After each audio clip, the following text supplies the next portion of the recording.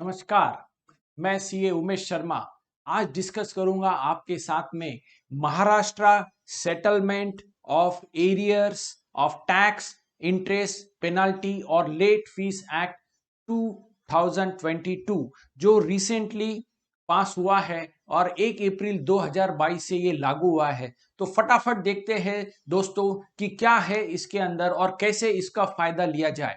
तो इसमें हम पहले सबसे इंपॉर्टेंट डेफिनेशंस देखेंगे, फिर एलिजिबिलिटी क्राइटेरिया देखेंगे कि ये सेटलमेंट स्कीम किसको एप्लीकेबल है, क्या वेवर के कंडीशंस है, पेमेंट के ऑप्शंस है, condition for settlement, review of the orders, forms क्या आए हैं इसके प्रति और क्या इंस्ट्रक्शंस है।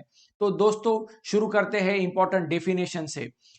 जैसे महाराष्ट्र के अंदर पहले वैट था, 1 जुलाई 2017 से जीएसटी आ गया, तो 1 जुलाई 2017 से पहले वाले जो भी एरियर्स है, जो भी टैक्सेस और इंटरेस्ट है, उसके प्रति ये स्कीम लागू हो रही है। तो इसमें एप्लीकेंट कौन हो सकता है? इसमें एप्लीकेंट रजिस्टर्ड बंदा हो या अनरजिस्टर्ड बंदा हो, कोई भी हो सकता है और उसको टैक्स इंटरेस्ट पेनल्टी फीस जो भी लेवी हुई है रिलेवेंट एक्ट के अंदर उसकी छूट मिलेगी। और रिलेवेंट एक्ट टोटल 11 एक्ट के जो एरियर्स है वो पेमेंट वो इस स्कीम के थ्रू सेटल कर सकता है। फिर एरियर्स का यहां पर मीनिंग दिया गया है। एरियर्स का मीनिंग है आउटस्टैंडिंग अमाउंट जो भी रहेगा वो एज पर स्टेट्यूटरी ऑर्डर, अगर है कोई वैट के अंदर कोई ऑर्डर पास हुई है, बाद में हम अपील में गए हैं, तो उसके अंदर कोई आउटस्टैंडिंग है तो वो भी अमाउंट इसमें कवर होती है। फिर रिटर्न के अंदर जो भी ड्यूज हमने बताए होंगे वो भी इसमें कवर होते हैं। फिर वैट ऑडिट 704 में जो लाइबिलिटी हमने रिकमेंड करी थी एज अ ऑडिटर वो भी इसके अंदर कवर होती है। फिर जब हम इसको आगे देखते हैं तो रिक्विजिट अमाउंट यानी कौन सा अमाउंट आगे सेटलमेंट के लिए जाएगा, तो वो है अनडिस्प्यूटेड टैक्स को उन्होंने एक रिलेवेंट अमाउंट के अंदर लिया है जो हमको पेमेंट करना है। फिर disputed tax interest late fee और पेनल्टी ये भी डिफाइन किया है जो हम इसमें ले सकते हैं। अब रिलेवेंट एक्ट कौन कौन से है, तो टोटल कितने एक्ट्स के अंदर ये स्कीम लागू होगी। तो सबसे पहले सेंट्रल सेल्स टैक्स एक्ट, फिर Bombay sales of motor spirit taxation act, Bombay sales tax act, then Maharashtra purchase tax on sugar cane, then Maharashtra tax on profession यानी profession tax, महाराष्ट्र से tax on the transfer of right to use, फिर Maharashtra tax on entry of motor vehicles, Maharashtra tax on luxury, then Maharashtra tax on transfer of property of goods, then entry of goods in local area, और सबसे main है 11वां, that is the Maharashtra value added tax act 2002। और इसके साथ साथ में जो रिक्विजिट अमाउंट जो हमने देखी थी और जो ये जो 11 एक्ट है वो उसके अंदर जो भी एरियर्स रहेगा वो हम इसमें ले सकते हैं। अब दोस्तों अनडिस्प्यूटेड ड्यूज ये बहुत बड़ा इसके अंदर काम करेगा, क्योंकि अनडिस्प्यूटेड ड्यूज अगर है तो वो 100% पे करने हैं। तो ये कौन से है? अगर कई टैक्स कलेक्ट किया होगा तो वो अनडिस्प्यूटेड ड्यूज में जाएगा। रिवाइज रिटर्न के अंदर वो पेएबल शो किया होगा या रिटर्न में पेएबल शो किया होगा तो वो अनडिस्प्यूटेड ड्यूज है। अगर कोई अमाउंट क्लेम किया है डीलर ने रूल 57 के हिसाब से तो वो अनडिस्प्यूटेड ड्यूज है। कोई अमाउंट फोर फीचर हो रहा है एक्सेस टैक्स कलेक्शन के वजह से तो वो अनडिस्प्यूटेड ड्यूज है। जो 704 फाइल हुआ है उसके अंदर जो ऑडिटर ने रिकमेंड किया है पेबल तो ये भी अनडिस्प्यूटेड ड्यूज है। टीडीएस अगर कलेक्ट किया है भरा नहीं है तो ये अनडिस्प्यूटेड ड्यूज है। टैक्स कलेक्शन अगर कलेक्ट किया है और भरा नहीं तो ये अनडिस्प्यूटेड ड्यूज है। प्रोफेशन टैक्स में अगर कोई कलेक्शन किया है पीटी और पे नहीं किया है तो वो भी अनडिस्प्यूटेड ड्यूज है। तो ये थोड़ा ध्यान में रखना पड़ेगा। और अनडिस्प्यूटेड ड्यूज के ऊपर कोई सेटलमेंट स्कीम नहीं है, 100% अनडिस्प्यूटेड ड्यूज पे करने पड़ेंगे। अब हम आगे देखते हैं कि डिस्प्यूटेड टैक्स का क्या मतलब है। Disputed tax means any other tax than undisputed tax, तो इसके ऊपर सेटलमेंट होगा। अब चलते हैं फटाफट एलिजिबिलिटी के ऊपर। तो व्हाट इज द एलिजिबिलिटी, कौन ये सेटलमेंट स्कीम को जा सकता है? तो सेटलमेंट स्कीम के लिए रजिस्टर्ड बंदा हो अनरजिस्टर्ड बंदा हो वो एप्लीकेशन कर सकता है, चाहे उसके डिस्प्यूटेड ड्यूज हो या ना हो। और इसका जो बेनिफिट है वो 2016 में अगर किसी ने लिया होगा ऑलरेडी वो भी वापस से जा सकता है। 2019 में भी सेटलमेंट स्कीम आई थी, उसने अगर लिया होगा तो वो भी फिर से इसमें जा सकता है। नेक्स्ट, अगर कहीं केस फाइल की है, कहीं रिफंड नहीं है, पर अगर कोई अमाउंट डिस्प्यूटेड है, चाहे वो ट्रिब्यूनल में हो या कोर्ट्स में, तो भी हम इसके अंदर जा सकते हैं। अब जो भी हमने पेमेंट किया होगा 31 मार्च 2022 के पहले, यानी कोई पेमेंट ऑलरेडी किया है, उसके अंदर आउटस्टैंडिंग भी है, तो वो पहले एडजस्ट होगी। कैसे एडजस्ट होगी? अनडिस्प्यूटेड ड्यूज के अगेंस्ट पहले वो अमाउंट एडजस्ट होगी, फिर डिस्प्यूटेड ड्यूज के अगेंस्ट एडजस्ट होगी, फिर इंटरेस्ट के अगेंस्ट वो एडजस्ट होगी, फिर पेनल्टी के अगेंस्ट एडजस्ट होगी, लेट फीस अगर कोई है तो वो। और सबसे मेन, अगर 1 अप्रैल से लेके 30 सितंबर 2022 के बीच में ये जो स्पेसिफाइड पीरियड है, यानी जुलाई 17 के पहले का वैट की अगर कोई ऑर्डर आती है, तो वो स्टैट्यूटरी ऑर्डर के हिसाब से भी जो अमाउंट निकलेगा उसके अंदर भी एडजस्ट होगी। तो सिंप्लीफाई करके मैं यहां पर एग्जांपल के तौर पे बताता हूं। 16-17 की मेरी लाइबिलिटी थी आउटस्टैंडिंग, वो 50,000 रुपया थी। अनडिस्प्यूटेड 2 लाख रुपए थी, और मैंने ये अमाउंट पे कर दिया था पहले ही 31 मार्च 2022 के पहले 1 लाख रुपया। तो ये एडजस्ट होके मेरे एरियर्स के लिए एलिजिबिलिटी हो गई 1.5 लाख। और 17-18 का अगर मेरा कोई स्टैट्यूटरी ऑर्डर आता है, वो जो जीएसटी के पहले का पीरियड था उसका, वो अगर सितंबर तक आता है, तो ये 30 सितंबर 9 तक मेरे को ये ऑर्डर मिल जाती है, तो वो भी अमाउंट मैं यहां पर ले लूंगा। तो 1.5 लाख प्लस 75,000, ऐसा मुझे दोनों मिलके मैं सेटलमेंट के लिए जा सकता हूं। फिर आगे हम देखते हैं कि क्या कंडीशंस है, कैसे अमाउंट निकालनी है। तो दोस्तों, इसमें एक अच्छा काम ये किया है गवर्नमेंट ने कि 10,000 के नीचे के जो भी एरियर्स या ड्यूज रहेंगे, जो 1 अप्रैल के पहले के पीरियड के रहेंगे, इन्हें एज ऑन 1 अप्रैल 2022 के, तो वो रिटर्न ऑफ हो जाएगा। और पोस्ट असेसमेंट इंटरेस्ट भी यहां पर रिटर्न ऑफ यानी वेव ऑफ होगा। तो 10,000 के जो नीचे वाले हैं उनको ये राइट ऑफ पूरा मिल जाएगा, और पोस्ट असेसमेंट इंटरेस्ट को भी 100% वेवर है। और अब इसका हम टेबल देखते हैं। इसमें दो पीरियड को स्प्लिट किया है, बिफोर 31 मार्च 2005 के पहले का, और बहुत पुराना कोई ड्यूज होगा तो, और 1 अप्रैल 2005 से लेके 30 जून 2017। तो जनरली हम इसी का एग्जांपल लेंगे। अब वन टाइम पेमेंट की भी यहां पर ऑप्शन है, इंस्टॉलमेंट पेमेंट की भी ऑप्शन है। तो ये दोनों में से कोई भी पेमेंट का ऑप्शन हम चूज कर सकते हैं। अब अनडिस्प्यूटेड टैक्स अगर है तो मुझे 100% पेमेंट करना है। दोस्तों, अनडिस्प्यूटेड टैक्स 100% पेमेंट करना है, इसमें कोई भी वेवर नहीं।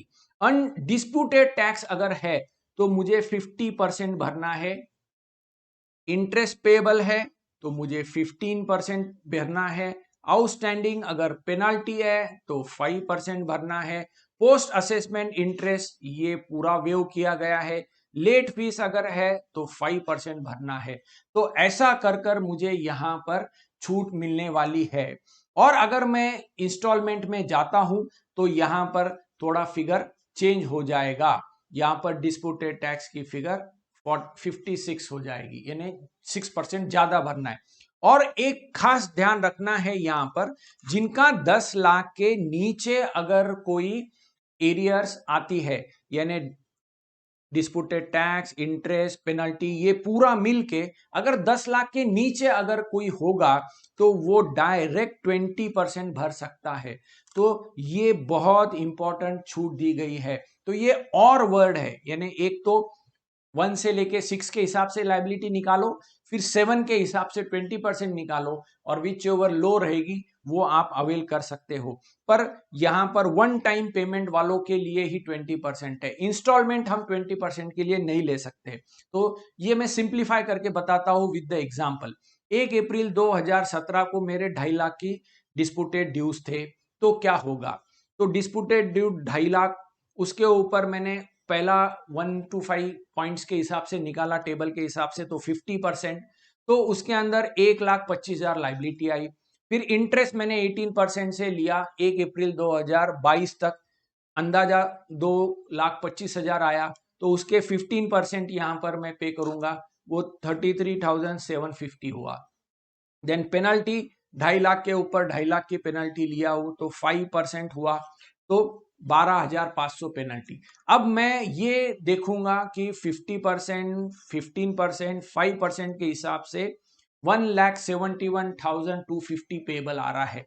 और अगर मैं ये 7वें पॉइंट में जाता हूं, क्योंकि 10 लाख के नीचे है मेरी टोटल, यहां पर मेरी 7,25,000 ही है, तो उसके डायरेक्ट 20% करूंगा तो 1,45,000 पेबल आता है। तो ये हिसाब से मैं डायरेक्ट 20% में जा सकता हूं।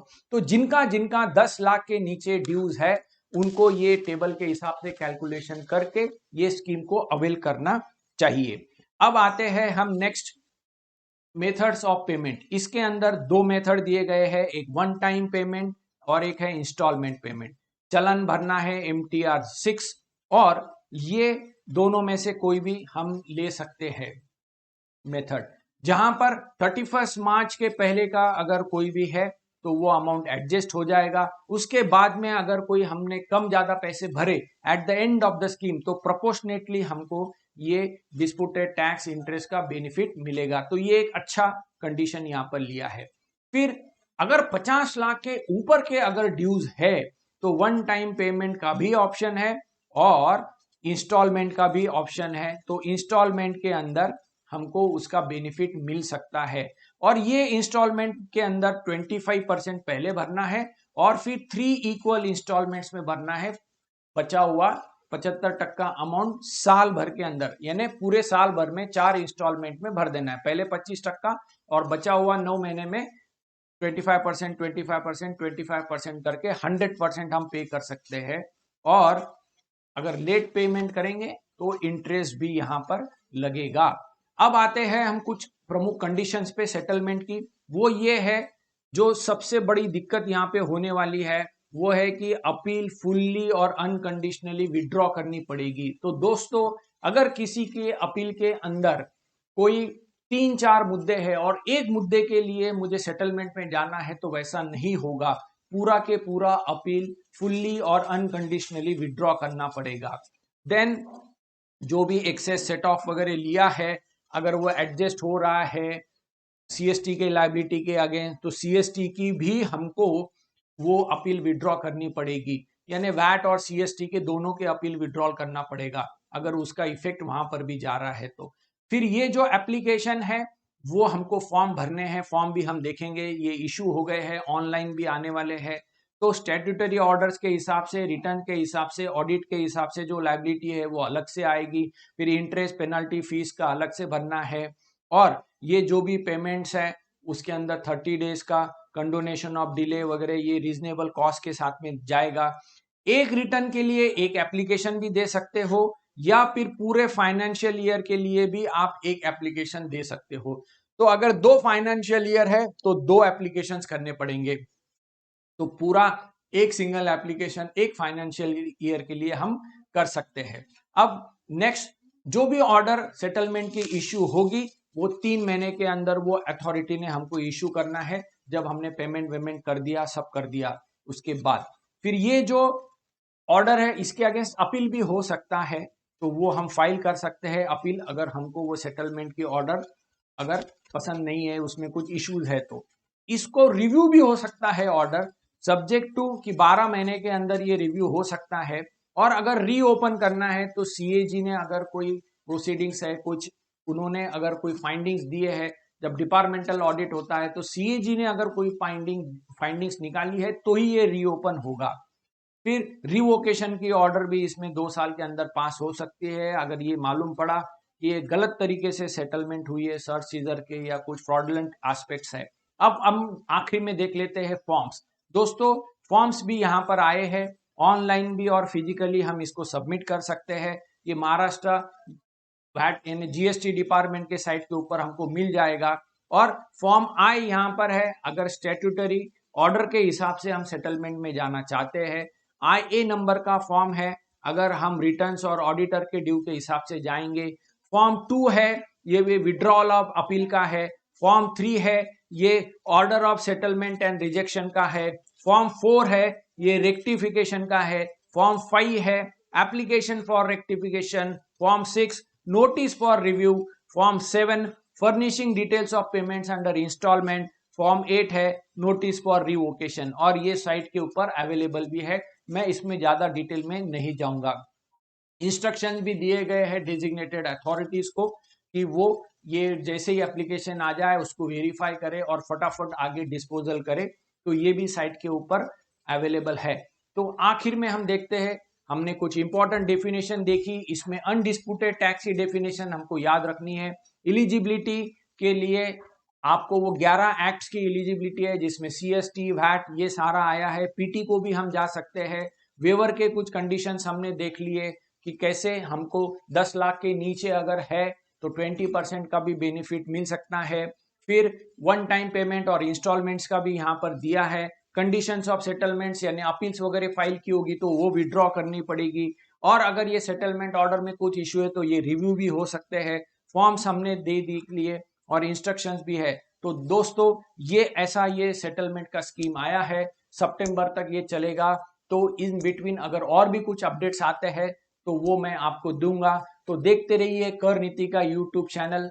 और आपके अगर कोई क्वेश्चंस है तो प्लीज आप मुझे व्हाट्सएप कर सकते हो या मुझे मैसेज भेज सकते हो 9822079900 के ऊपर।